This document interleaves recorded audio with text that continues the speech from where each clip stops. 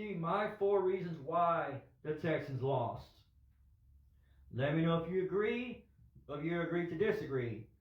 So the big story yesterday after the game, I didn't really listen to a lot of sports talk after the game. I was at my friend's yesterday, but and obviously this morning the big talking point right now is the officiating.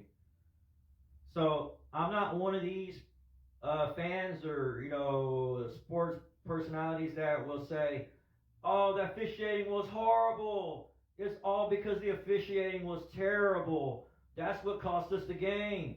I'm not one of these that that fan that is like just blames on the officiating. But I'm gonna say this: there was more than a few calls that the refs was it was blatantly obvious on a few of these calls that went against the Houston Texans. Now they made a bad call when they didn't call Jalen Petrie on the hold. That's whenever Stingley had the pick. So Jaguars fans, I understand that was bad on the one call they missed, but obviously helped us out. But there was definitely a few calls that was blatantly obvious. One they could review. Let's go to Tank Dell. The Tank Dell one right there, the sideline catch where he did the little toe tap right there. That was a catch. Now I couldn't tell when I first saw it like in real speed because it happened so fast. But once they showed the replay with Tank Dell, catching it, you could see both feet touched inside that sideline. That was a catch. So that's one, for example. The other one that involves Tank Dell when we're on offense is that illegal shift.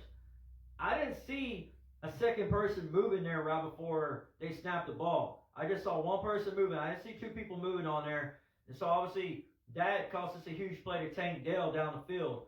So that was very, very questionable. And then the other one that's very, very blatantly obvious that everybody's talking about is that holding call on Steven Nelson in the end zone on Calvin Ridley. That was blatantly, obviously not a holding call against Steven Nelson. That was not a holding call. That was a terrible call. Now, I think there was a hold, but it wasn't on Steven Nelson. It might have been on another Texans defensive back in the end zone. But they won them calling on the wrong player. Steven Nelson's like, what the fuck, man? I didn't hold this dude.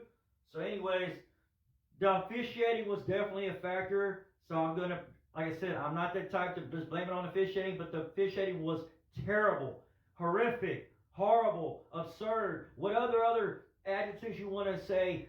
The officiating was bad. And I'm hoping it goes to the higher ups and they review some of these terrible calls that they made yesterday. There's a lot of Houston Texans fans are very upset. Like I said, I'm not going to blame it just on the officiating, but that was a factor. Next, number 2, the running game. We had no running game yesterday. What happened to our running game like the last 2 games? We had over 100 yards the last 2 games.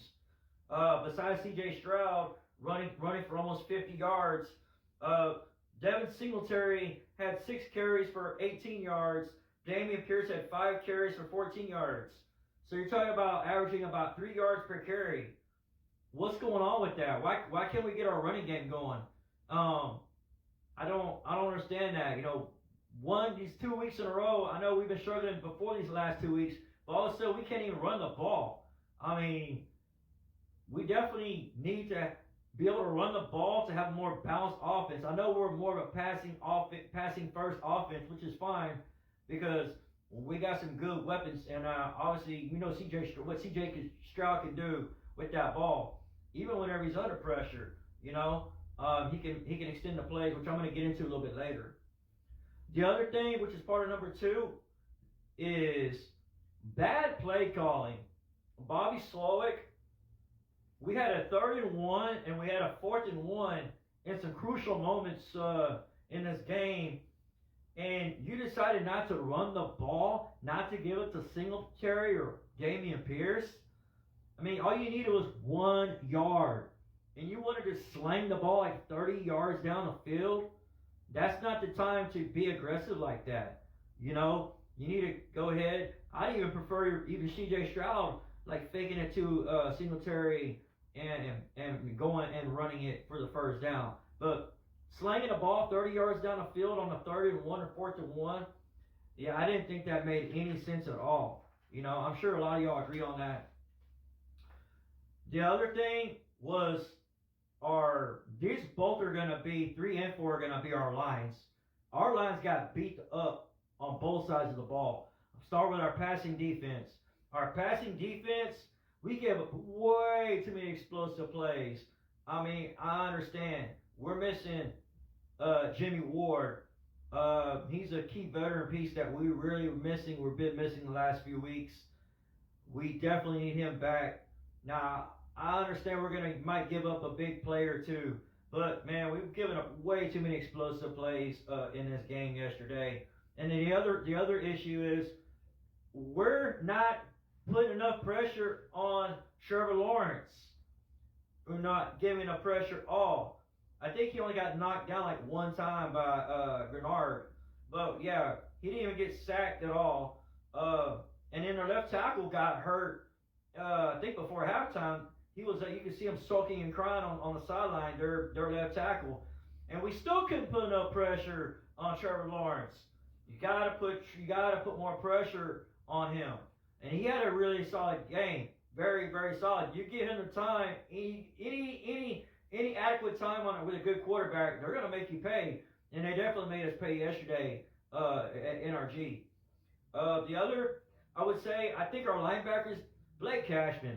Come on, man. Shout out to Blake Cashman. Blake Cashman's been a freaking beast. I think Will Anderson had another solid game. He looked pretty good. I think he had a sack. Let me know if I'm wrong or if I'm right or wrong. I think he had another sack in the game yesterday. The secondary, we had batted more passes, and then Derek Stingley had another interception. Derek Stingley's coming along really, really nice these last few weeks. He definitely needs to, because obviously Nick Caserio invested him as a #1 pick last year. You know, where a lot of people are already like, oh man, they should have gotten the Sauce. You know, Sauce Gardner, which I wanted Sauce Gardner too. But let's see how Stingley's gonna be here. He's definitely looking pretty good lately. Number 4, and this is another big one, our offensive line. C.J. Stroud was having to run way too much to get out of the pressure, to extend plays, and to make it happen. You know, definitely a better line of holding up the pressure. Let me be honest with you. Our All-Pro left tackle, Laramie Tunsil, you got your ass kicked yesterday. Excuse my language. Laramie Tunsil, you got your ass kicked more than a few times. You know, Josh Allen, man, he was a monster yesterday. He had 2.5 sacks, 12 pressures, 8 pressures alone on Tunsil. Shaq Mason had a crucial holding call. Titus Howard came out of the game with the injury. We had to put Juice Scruggs in there to fill in for Titus Howard. But yeah, definitely the lines, it does make a huge difference. The offensive line and the defensive line. I'm talking about up front on the defensive line.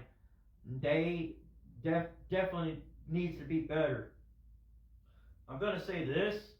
We definitely need to invest in an interior defensive lineman. We need a big, ugly, big beast in there to like just disrupt the center and that middle of the offensive line, whoever we're playing. We definitely need an interior defensive lineman. Man, we had one. Remember, not too long ago, we had DJ Reader. That'd have been nice to still have DJ Reader. Should have not let DJ Reader go. But anyways, that's too late for that.